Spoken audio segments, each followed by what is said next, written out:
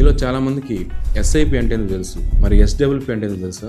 SWP అంటే systematic withdrawal plan. ఎవరైతే monthly మాకు రెగ్యులర్ గా ఇన్కమ్ వస్తూ ఉండాలి, ప్లస్ మా క్యాపిటల్ అనేది లాంగ్ టర్మ్ లో అప్రిషియేట్ అవ్వాలనుకుంటారో వాళ్ళకి ఈ ప్లాన్ అనేది పర్ఫెక్ట్ గా వర్కౌట్ అవుతుంది. సేమ్ లైక్ ఎగ్జాంపుల్, మీరు ప్రాపర్టీ పర్చేజ్ చేస్తారు, మంత్లీ రెంట్ కి ఇస్తారు. మంత్లీ రెంట్ తీసుకుంటూ కూడా మీ ప్రాపర్టీ ఎలా అయితే లాంగ్ టర్మ్ లో అప్రిషియేట్ అవుతుందో, సేమ్ అదే విధంగా ఈ సిస్టమాటిక్ విత్డ్రాయల్ ప్లాన్ అనేది అప్లై అవుతుంది అనమాట. సో ఫర్ ఎగ్జాంపుల్ మనం కేస్ స్టడీ చూద్దాం. ఒకవేళ మీరు 20 lakhs అనేది మ్యూచువల్ ఫండ్స్ ద్వారా ఇన్వెస్ట్ చేశారనుకోండి, దానికి ఎస్డబ్ల్యూపీ విత్డ్రాయల్ రేట్ అనేది 6% యాక్టివేట్ చేశారనుకోండి. సో మీకు మంత్లీ 10,000 రూపీస్ అనేది మీరు అనుకున్న డేట్ కి మీ అకౌంట్ లో విత్డ్రా అయ్యి, మీ అకౌంట్ లో సిస్టమాటిక్ గా విత్డ్రా అయ్యి మీ అకౌంట్ క్రెడిట్ అవుతూ ఉంటుంది. సో అలా మీరు కనుక యాక్టివేట్ చేసుకుంటే 7 years తర్వాత మీరు విత్డ్రా చేసిన అమౌంట్ అనేది 8.4 lakhs ఉంటుంది. సో ఈ 8.4 lakhs డ్రా చేసిన తర్వాత కూడా మీ పోర్ట్ఫోలియో బ్యాలెన్స్ అనేది 32.9 lakhs ఉంటుంది. సో అలా మీరు 10 years తర్వాత చూసారనుకోండి, 10 years తర్వాత మీరు డ్రా చేసిన అమౌంట్ అనేది 12 lakhs ఉంటుంది. ఈ 12 lakhs డ్రా చేసిన తర్వాత కూడా మీ 20 lakhs పోర్ట్ఫోలియో బ్యాలెన్స్ అనేది 42.7 lakhs ఉంటుంది. సో 20 years తర్వాత చూసారనుకోండి, మీరు విత్డ్రా చేసిన అమౌంట్ అనేది